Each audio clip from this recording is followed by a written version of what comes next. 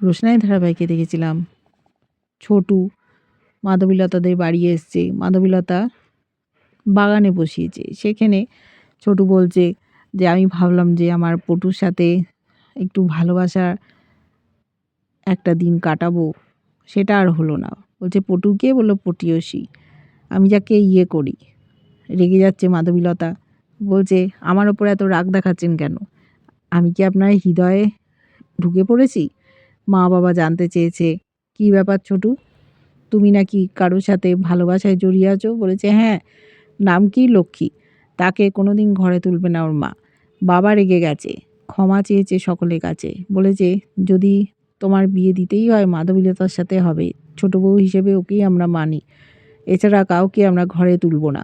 ওর মাও রেগে গেছে, সকলের সামনে ছোট হয়ে গেল ছোটুর জন্য মা বাবা।